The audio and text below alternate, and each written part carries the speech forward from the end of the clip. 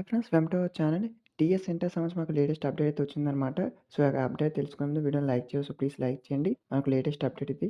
ఇక్కడ చూస్తే చూడండి మూల్యాంకనం ఆపై మనకు వెరిఫికేషన్ అనేది ఇచ్చారు. ఇక్కడ ఇంటర్ బోర్డ్‌లో కొత్త సాంప్రదాయం మనకు ఫలితాలకు ముందుసారి తనిఖీ ఇక్కడ చూస్తే 19 మూల్యాంకనం అనేది మనకిచ్చారు. సో, రోజుకి ఒక్కొక్క అధ్యాపకుడు 30 పేపర్‌లయితే దిద్దాలి. కానీ 50-60 పత్రాలయితే సో, త్వరలో ఫలితాలు వెల్లడి అనేది మనకి ఇవ్వడం జరిగింది. సో, మెయిన్‌గా ఇక్కడ ఇదే అప్డేట్ చేశారనమాట.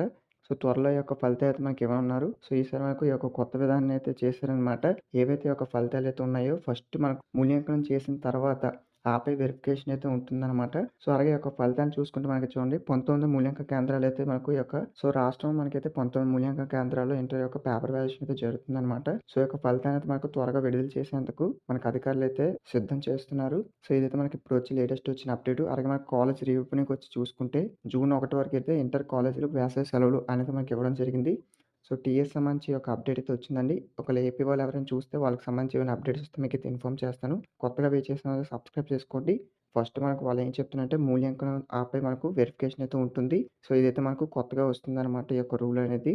సో, ఇదే మనకి ఇచ్చే అప్డేట్ అనేది. సో, వీడియో మీ ఫ్రెండ్స్‌కి షేర్ చేయండి. రిజల్ట్స్ సంబంధించి మనకి ఏదైనా లేటెస్ట్ అప్డేట్ వస్తే ఇన్ఫార్మ్ చేస్తాను.